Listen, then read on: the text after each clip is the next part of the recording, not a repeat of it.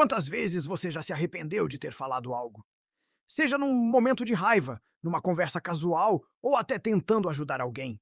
A gente fala sem pensar e, de repente, as palavras saem e não dá mais para voltar atrás. O estrago está feito.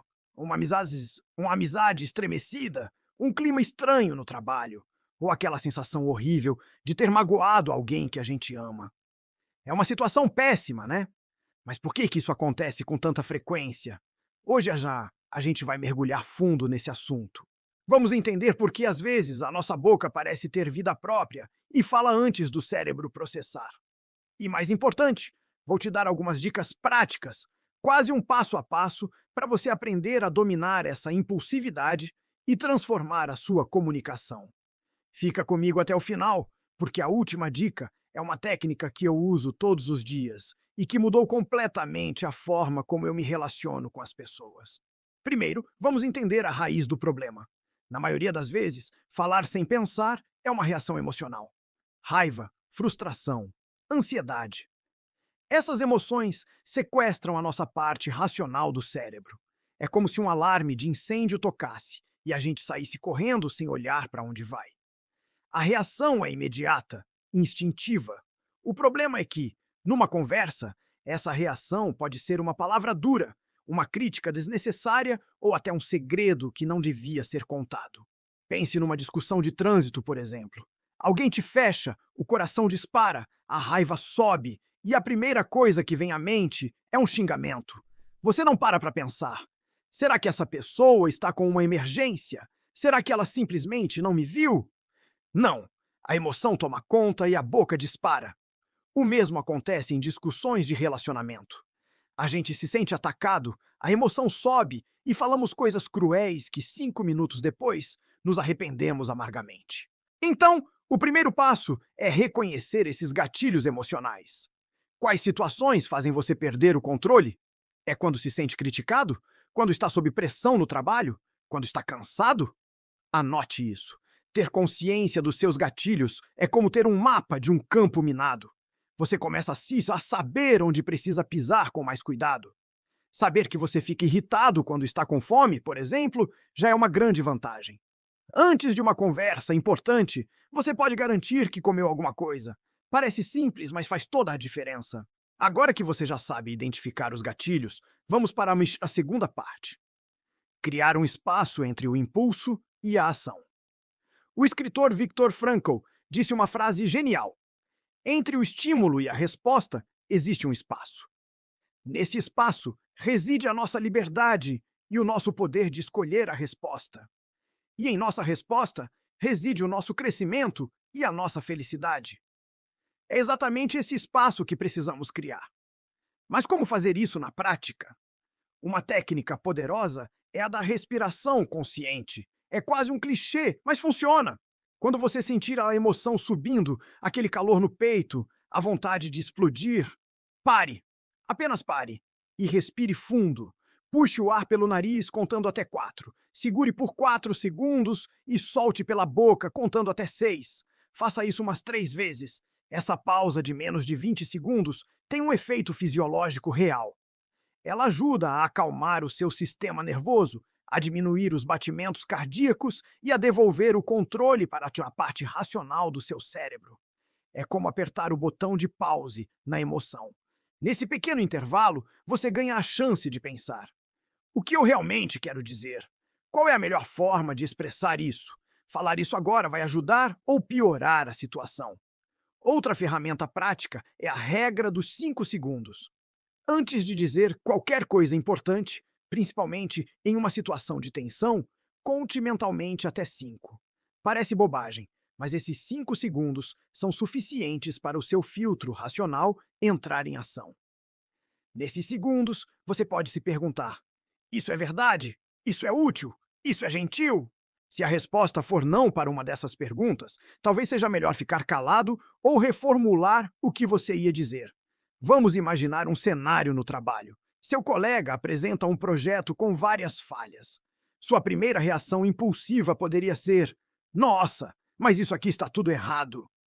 Isso vai desmotivar seu colega e criar um clima péssimo. Agora vamos aplicar a técnica. Você sente a vontade de criticar. Para, respira e conta até 5. Nesse tempo, você pode pensar numa abordagem melhor como: gostei da sua iniciativa. Tenho algumas sugestões que talvez possam fortalecer alguns pontos.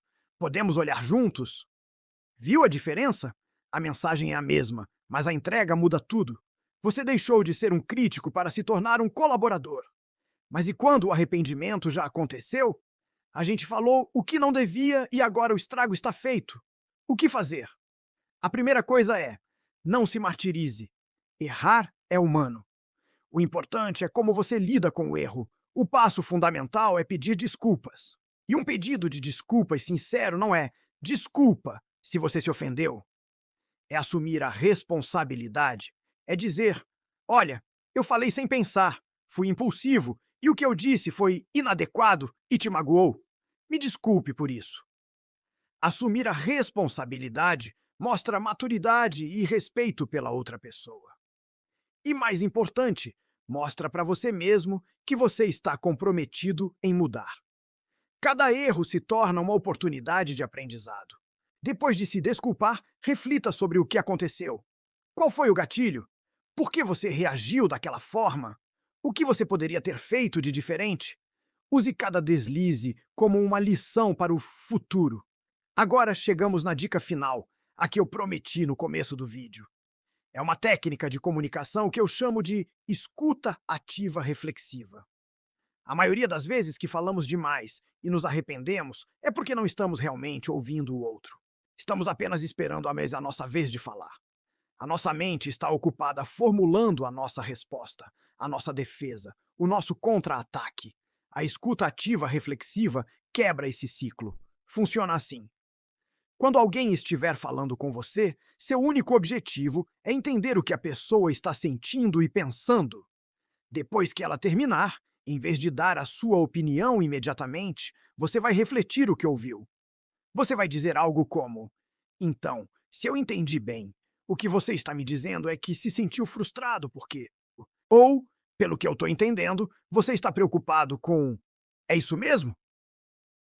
Essa simples atitude faz duas coisas mágicas. Primeiro, força você a realmente ouvir e processar a informação antes de reagir. Segundo, faz a outra pessoa se sentir ouvida e compreendida, o que desarma qualquer tensão na hora. Quando a pessoa confirma que você entendeu, aí sim você pode apresentar o seu ponto de vista, mas de uma forma muito mais calma e construtiva, porque o campo de batalha já se transformou numa mesa de diálogo. Praticar a escuta ativa reflexiva vai diminuir drasticamente as vezes que você fala por impulso, porque o seu foco muda de falar para entender. E quando você entende de verdade, suas palavras se tornam mais precisas, empáticas e eficientes. Então, vamos recapitular o nosso plano de ação. Primeiro, identifique seus gatilhos emocionais. Segundo, crie um espaço entre o impulso e a fala, usando a respiração e a regra dos 5 segundos. Terceiro, se errar, peça desculpas sinceras e aprenda com o erro. E quarto, pratique a escuta ativa reflexiva para transformar suas conversas. Dominar a arte de falar na hora certa e da forma certa não é sobre se tornar uma pessoa calada ou robótica. É sobre ter inteligência emocional. É sobre construir relacionamentos mais fortes, ter uma comunicação mais eficaz e, acima de tudo, ter paz de espírito, sem aquele peso do arrependimento. Comece a praticar hoje mesmo.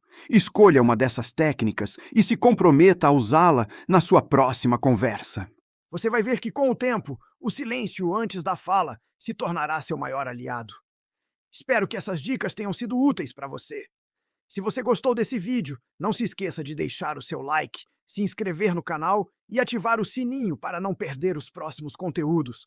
E me conta aqui nos comentários qual dessas técnicas você vai começar a usar primeiro.